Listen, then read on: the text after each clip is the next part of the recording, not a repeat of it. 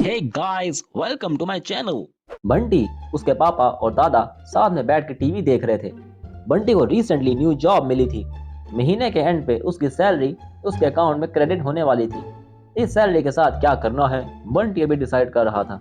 बंटी ने अपने पापा से कहा, पापा मैं फर्स्ट सैलरी स्टॉक्स में इन्वेस्ट करूंगा। बंटी को फील हुआ उसके पापा ये सुन के बहुत खुश होंगे। पापा ने कहा, सैलरी को सैलरी अकाउंट से विदड्रॉ कराओ और हमारे पर्सनल सेविंग अकाउंट्स में डाल दो। जब वो बिग अमाउंट में सेव हो जाएगा तो एफडी करा लेना। ये बात सुन के मॉम ने कहा, बैंक तो ट्रस्टवर्दी नहीं है, एफडी का इंटरेस्ट रेट बहुत कम होता है, आप अपनी सैलरी से गोल्ड बाय कर लो। हमारे टाइम से हम गोल्ड ही बाय कर रहे हैं, गोल्ड का रेट हमेशा ज्यादा होता है, घर में सेफ भी रहता है और जरूरत के टाइम सेल भी हो सकता है। ये बात सुन के बंटी के दादा ने कहा, गोल्ड इतना अच्छा इन्वेस्टमेंट नहीं है बेटा, एक प्लॉट या रेंटल प्रॉपर्टी बाय कर लो, ईएमआई करवा लो, मिनिमम 20 साल में तो एक घर आपके नाम हो ही जाएगा। बट बंटी को इतनी जल्दी लोन के चक्कर में नहीं पड़ना था। वो कंफ्यूज हो गया कि वो क्या करे। फ्रेंड्स, ऐसे ही सिचुएशन में हम सब के घर होती है। सिर्फ इन्वेस्टिंग ही नहीं, हर सिचुएशन में हमें डिफिकल्ट और डिफरेंट लोगों से ओपिनियन मिलते हैं। बिकॉज किसी ने भी किसी अपॉर्चुनिटी में सक्सेस अचीव नहीं की होती, तो हम कंफ्यूज हो जाते हैं कि हम किसकी एडवाइस फॉलो करें। अगर आप रिच फैमिली से बिलोंग नहीं करते तो आपको एक डिसएडवांटेज है, बिकॉज पर्सनल फाइनेंस का सब्जेक्ट हमारे स्कूल में होता ही नहीं है और ना ही रिच फैमिली के लोग बैठ के आपको रिच होने के सीक्रेट बताते हैं कि वो वेल्दी कैसे हुए हैं। रिच डैड पुअर डैड बहुत फेमस हुई थी। ये पर्सनल फाइनेंस की बेस्ट बुक है।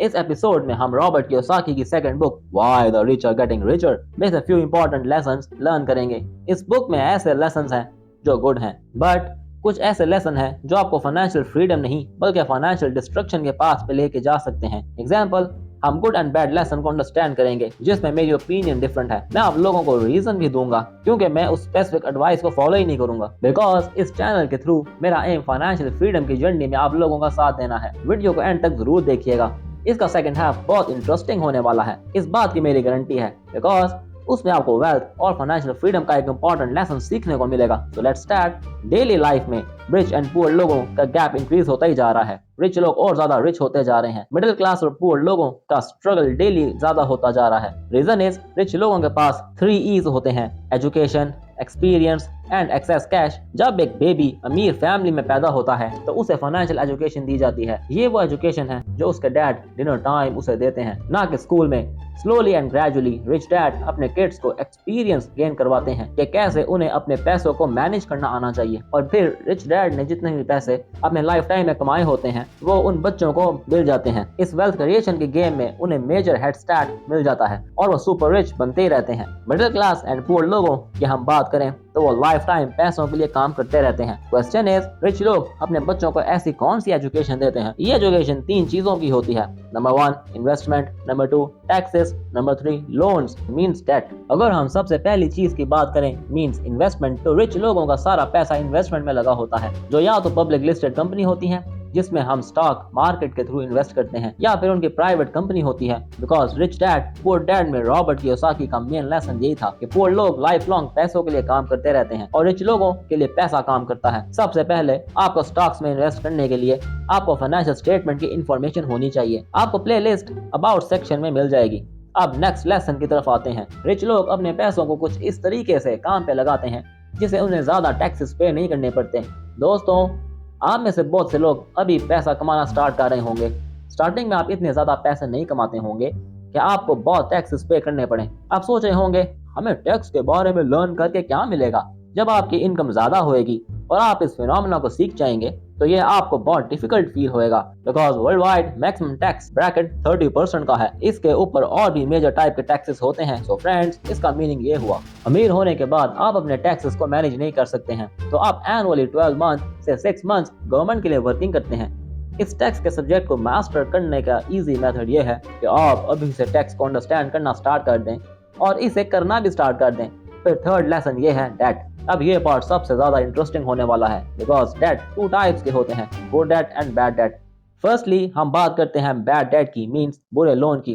छोटे से एग्जांपल से इमेजिन करें, आप एक मार्केट से गुजर रहे हैं, आप देखते हैं एक गुड क्वालिटी शू डिस्प्ले पे लगा हुआ है जिस पे 6000 रुपीज का टैग लगा हुआ है, बट एट वंस आपको याद आता है आपके बैंक अकाउंट में उतने पैसे नहीं है, लेकिन आपके पास एक क्रेडिट कार्ड है जिसे आपने इसीलिए तो लिया हुआ है ताकि इमरजेंसी के टाइम आप उसे यूज कर सकें। आप सोचते हैं चले ठीक है, बाय तो नहीं कर सकता लेकिन एट मिनिमम ट्राई तो कर सकता हूँ। तो आप उस स्टोर में एंटर होते हैं उसे ट्राई करने के लिए, लेकिन आप स्टोर एग्जिट करते हैं एक बॉक्स के साथ। ये पॉसिबल इसलिए हुआ बिकॉज आपके पास वो क्रेडिट कार्ड था, तो इसे हम बैड डेट कहते हैं बिकॉज आपको उस शू की नीड ही नहीं थी, फिर भी आपने उसे बाय कर लिया। और अगर आपके पास क्रेडिट कार्ड नहीं होता तो आप ये एक्सपेंस नहीं करते। हो सकता है आप शूज के बाद जैकेट भी बाय कर लेंगे और सिमिलर वे में कुछ और बाय कर लेंगे।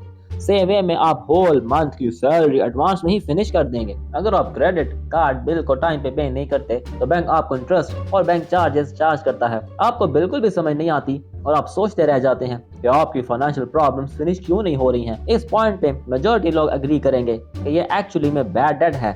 गुड डेट भी मार्केट में एग्जिस्ट करता है, जो ऐसा लोन होता है जो आपकी जेब में पैसा डालता है।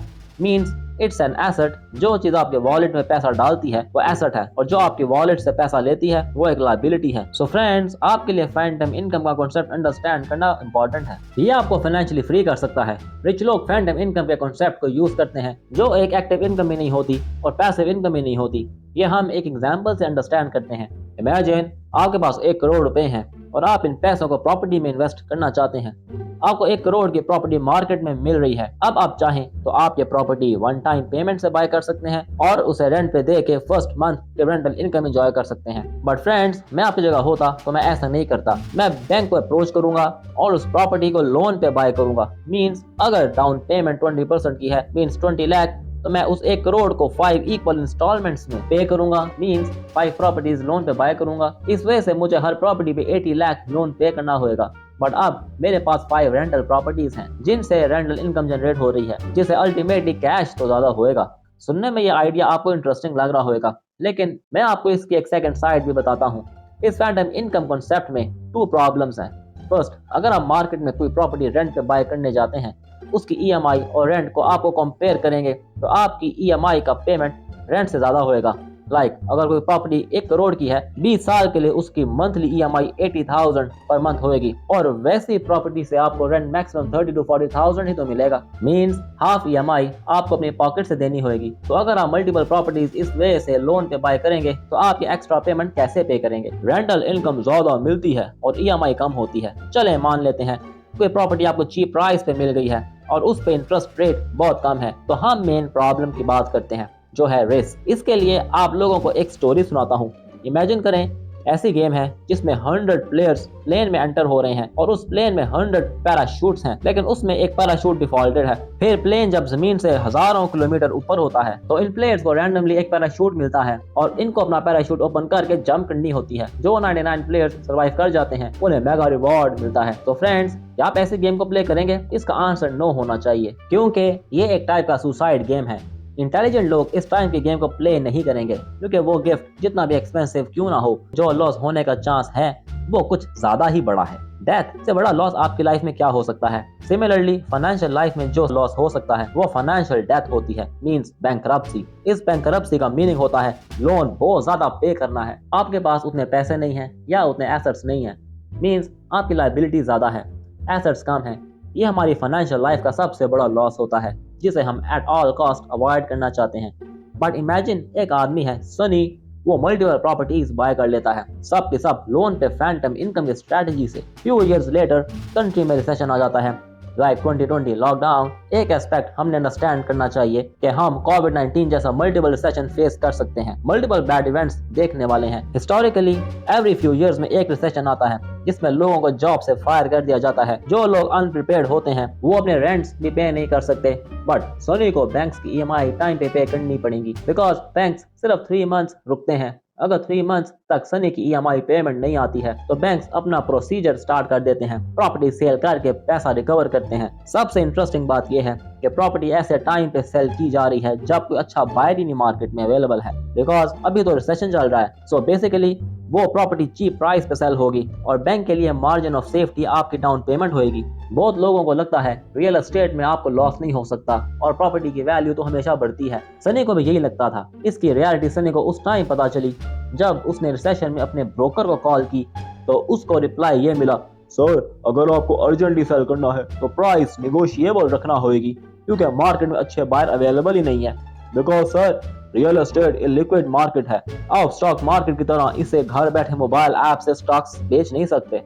तो सनी की प्रॉपर्टी फोर्सफुली चीप प्राइस पे सेल हो गई है, लेकिन जो लोन उसने ओरिजिनल अमाउंट पे लिया था उसे तो वही अमाउंट पे बैक करनी है ना। इसके साथ में पेनल्टी, लेट पेमेंट और इंटरेस्ट भी पे बैक करना है, जिसे ऑब्वियसली वो पे बैक नहीं कर सकेगा क्योंकि उसका टोटल कैश फ्लो रुक गया है, रेंटल इनकम जनरेट होना बंद हो गई है। इस तरह देखते ही देखते सनी की टोटल प्रॉपर्टी सेल की जाएगी, जिससे वो इजीली बैंकरप्ट हो जाएगा और उसकी लाइफ टाइम का हार्ड वर्क फ्यू डेज में जीरो हो सकता है। सो ये फैंडम इनकम का गेम प्ले करना एक तरह का फाइनेंशियल सुसाइड है। इसलिए दुनिया के सबसे सक्सेसफुल इन्वेस्टर लोन के बारे में कहते हैं, if you are smart you don't need it, if you are dumb it will ruin you. क्योंकि जिस भी स्ट्रेटजी में लोन इन्वॉल्व होता है वो जल्दी से आपको टॉप पे लेके जा सकता है, लेकिन डबल स्पीड से नीचे भी लेके आ सकता है। रीजन इज जिस स्ट्रेटजी में आपका पोर्टफोलियो जीरो होने का चांस होता है, चांसेस आर आपका पोर्टफोलियो जीरो हो ही जाएगा।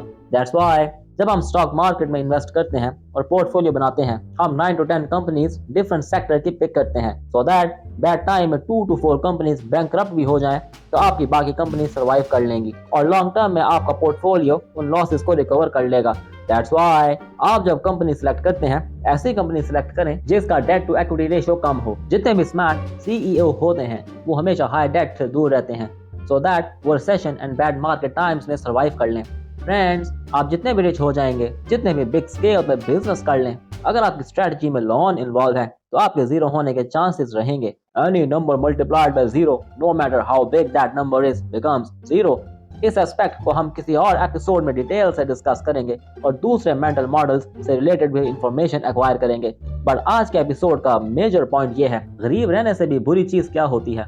आप बहुत हार्ड वर्क से अमीर हुए, एक गलती ने आपको पुअर कर दिया बिकॉज आपको फाइनेंस का एक बेसिक मॉडल नहीं पता। दैट्स व्हाई रिच लोग रिच इसलिए होते हैं क्योंकि वो बस लोन ही लेते रहते हैं और लोन से ज्यादा प्रॉपर्टीज बाय कर लेते हैं। बहुत लोग इसलिए ज्यादा अमीर होते हैं क्योंकि वो मार्केट में वैल्यूएबल प्रोडक्ट प्रोवाइड करते हैं, लाइक वैल्यूएबल प्रोडक्ट्स कंपनी और वैल्यूएबल सर्विसेज कंपनी और वैल्यूएबल कंटेंट प्रोडक्शन। आपका अल्टीमेट गोल ये होना चाहिए कि जो आपकी नेटवर्थ है, मींस आपकी wealth and investment portfolio time के साथ स्ट्रांग एंड रिसेशन प्रूफ होना चाहिए सो दैट एक बार आप फाइनेंशियल फ्रीडम अचीव कर लें, आपको लाइफ में पैसों की टेंशन ही ना लेनी पड़े। अगर आपको मेरी ये वीडियो पसंद आई तो अपने दोस्तों के साथ शेयर करिए जिनकी लाइफ आप चेंज करना चाहते हैं, जो अमीर होना चाहते हैं। Don't forget to like, comment and subscribe. Bell icon press करिएगा ताकि आपको हमारी हर वीडियो की नोटिफिकेशन आती रहे। अभी के लिए इतना ही, मिलते हैं नेक्स्ट वीडियो में। Thanks for watching.